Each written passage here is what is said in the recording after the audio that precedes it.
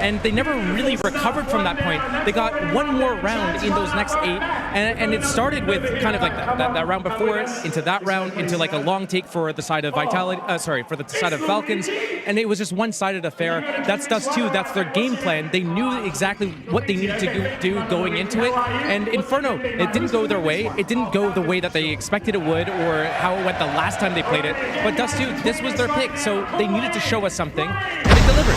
We also seen in the body language, Apex was visibly frustrated. I think he's right onto it when you're saying, Yanko, that Messi should not have peaked. He shouldn't have done what he did. Jump into round 16 as well.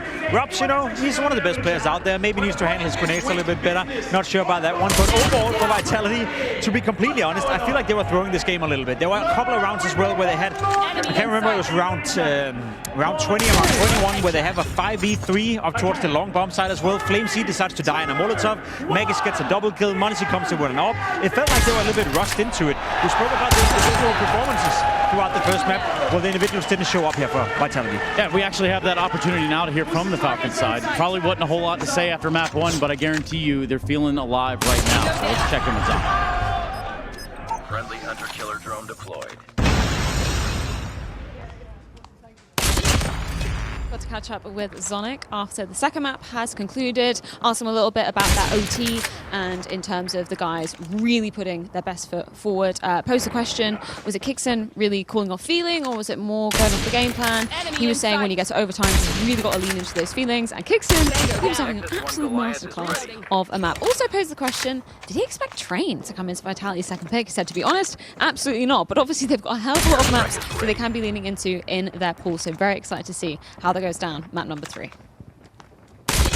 And yeah, while we jump into Train, a Falcon CT-sided start, meaning a Vitality pick, I've got to highlight some people here, and I want to point right at KANTAGIN. Like, he was all over Dusk 2. Absolutely, KANTAGIN the Great leading his troops.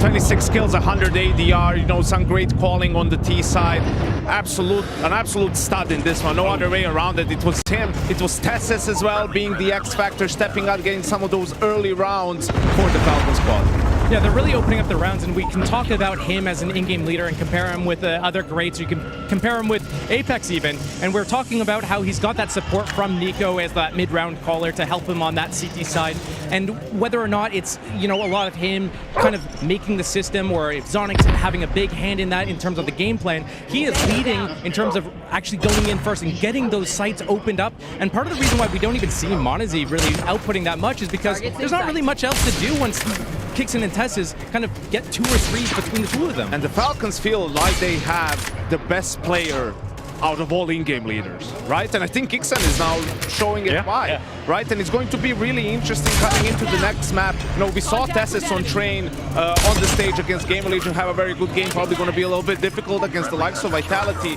But this is where, you know, I was a little bit surprised by Vitality picking Train. I thought it was going to be Nuke, because that's more in their comfort zone. Train is more to punish Falcons with Monesi. But now the score is 1-1. You just lost a close game. If all of a sudden Train starts going south, right? Like, do you have that confidence on that map to still be able to win? That's a good question, right? Especially when you consider that there's still the untapped potential within the Falcons camp. We haven't seen Monesi pop off at any point in this game. We haven't seen Nico truly pop off. There's been moments, there's been glimpses of what they can do. Obviously, heading into Train, maybe Monesi haven't played that much officially, but I bet you he's been grinding it out on Face It, he's been grinding out in practice, and he seems somewhat comfortable the first time he played it. I think for me, though, the most important part about Dusk 2 was that you could finally see Falcons starting to be aggressive, starting to be proactive, even to a fault a little bit towards the end of regulation, but that's how they play their best Counter-Strike. And that's what they need to do. That was missing on Inferno, they brought it on Dusk 2, and that's why we had a different result. Yeah, I think especially on their T side, all we got to see was them doing their pack sort of plays, right?